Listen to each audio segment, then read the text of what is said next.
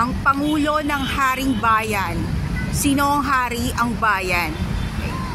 Katagalugan. Bakit tinawag na Katagalugan or Tagalog? Lahat tayo ay taga-Ilog.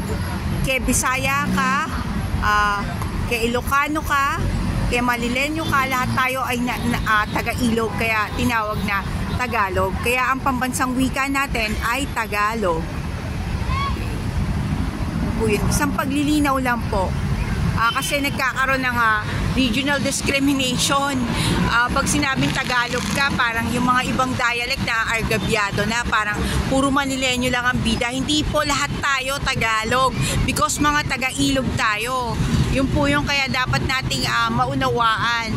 So, kasi po tayo po ay 7,100 islands. Tayo po ay archipelago.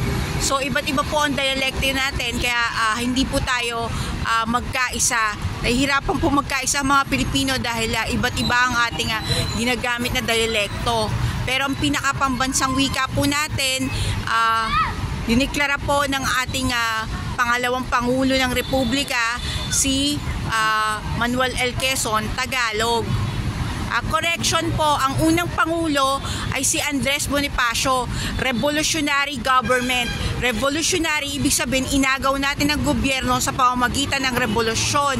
Dahil po may cry of balintawak, yung pagpunit po ng sedula, yung po ang katibayan na tayo ay hindi na nasa ilalim ng Espanya at pinamumunuan na ni Andres Bonifacio ang ating pamahalaan. Siya na po ang unang Pangulo, kaya revolutionary government, President, unang Pangulo, Andres Bonifacio. Republika, si Emilio Aguinaldo, kasi nagkaroon po ng halalan at pumayag po si Andres Bonifacio sa halalan na to sa Tejeros, at siya po ay natalo dahil poder po yun o teritoryo ng mga Kabitenyo. Wala pong taga Batangas doon, wala pong taga Maynila, wala pong Pampanggenyo at ang mga ibang nais bumoto sa Supremo. Kaya bias na bias po ang naging halalan na yon, at doon po nanalo si Emilio Aguinaldo bilang unang Pangulo ng Republika. Okay, Republic po, iba po yung revolutionary sa Republic. Revolutionary President Andres Bonifacio, Republic President Emilio Aguinaldo. Ang pangalawa po sa pangalawang Republika na Pangulo natin, si Manuel Quezon. Tinalo po siya nito sa halalan. Tinalo po si Emilio Aguinaldo ni Manuel Quezon. Kaya sa dami po, sa laki ng kontribusyon ni Manuel L. Quezon, nagkaroon po tayo ng Quezon City na dating sakop ng Caloocan. Yun po ang history, mga kababayan. At nakikita nyo po ang munisipyo ng Maynila. Ayan po, munisipyo ng Maynila or Manila City Hall. Ayan. Katapat po nito, doon sa kabila, naroon po ang Intramuros. Marapit na po ang kapistahan ng Intramuros. Medyo maglalakad-lakad na po ako, mga kababayan. Kasi para may mga panindang pagkain doon at naiingan nyo ako. Sensya na po kayo kasi madali po magutom ang Lakambini, kaya huwag nyo po akong yayayain pagka medyo kapos kayo. Joke. Ayun nga po kasi hindi po ako bilmo ko girl, kaya lang madali akong mauhaw, madali akong magutom, kaya kailangan lagi ako may pantawid. Pag mag-isa na ako, bili ako ng mga maiinom. Ito sa likod, paalala ko lang sa inyo ang kartilya ng Katipunan. Ito, ang sumulat nito yung kalihim ng Katipunan, si Emilio Jacinto. Yung mga medyo ayaw nang balikan yung asignatura nila o yung subject nila sa Araling Panlipunan or AP, Emilio Jacinto. Ayan, kartilya ng Katipunan. Siya po ang kalihim ng Katipunan. As you can see, ang dami pong mga estudyante, oh. Ayan. Yan. So nakikita nyo po, ang Katipunan, may sistema po yan. Hindi po basta-basta lang ang Katipunan. At hindi po ganun kababa ang Gat Andres Bonifacio na sinasabi nila sa ating mga kabataan na parang mahirap lang, mababa ang pinag-aralan, walang formal na edukasyon. Hindi po ganon. Dahil ang Supremo po ay hindi naman po ganun kahirap, dahil ang kanyang magulang, si Catalina de Castro, ay supervisor po ng isang, parang sa panahon natin, sa sigarilyo o yung mga tabako. hindi po sila ganun kahirap dahil may posasyon ang kanyang ina sa isang pabrika. Yan po. De Castro po ang initial ng Gat Andres Bonifacio. Andres De Castro Bonifacio. O, so yung mga kulang sa kasaysayan, no? Yung iba po kasi sa atin, no? Parang umidad na, binaliwala na po itong mga ganitong kasaysayan. Kaya nabuhay po sila sa panahon na to na wala pong kaalam-alam sa kasaysayan.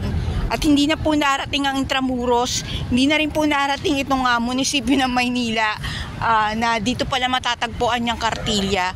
Eto, tuturo ko sa iyo kung saan po kami tinaboy dito ng mga una nag-protest. Yan, may kapihan po dyan. Natatanaw nyo na po ba yung mga ilaw-ilaw na yan? Yan po ay isang coffee shop. Diyan kami nagsipagawa ng mga kartulinang tarpaulin. Nila Mary A, nila Abby. Nakalimutan ko na kasi ang surname ni Abby, pero si Jasmine Malaya nandun din. Si Al nandun din. Ayan. June Bedad nandun din. Ayan, ito yung coffee shop. Ayan. Ito natatandaan pa ni Alto eh. Kaya may mga table na yan. Diyan kami gumawa. At linabas kami ng parang manager dun sa loob.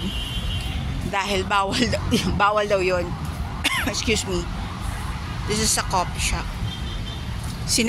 Sinasariwa ko lang po. Nasaan na ba yung mga kapwa ko pioneer? Hi Rock, hi Al, saan ka man naroroon ngayon? Nandito pa si Mads Galario, tumitindig pa rin para sa soberanya. Ayan. Itong likod nito kasi UDM. School na UDM. Papunta na yun sa likod, Metropolitan. At yung baga na Maynila na tinatawag, yung Manila Park, Arroceros Park na tinatawag. Ayan. Ayun. Natatanaw ko yung mga food cart na yon. Baka sakaling makabili-bili pa ng mga juices. Ayan. Ayan.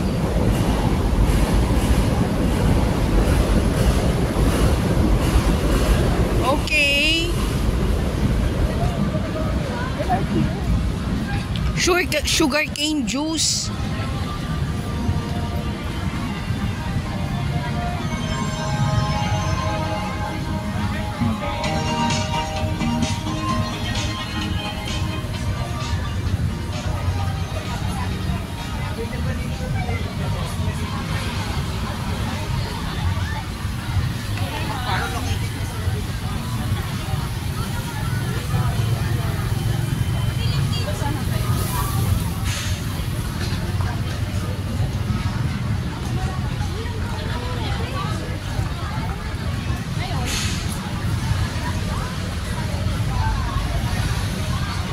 Okay, makapagkape muna.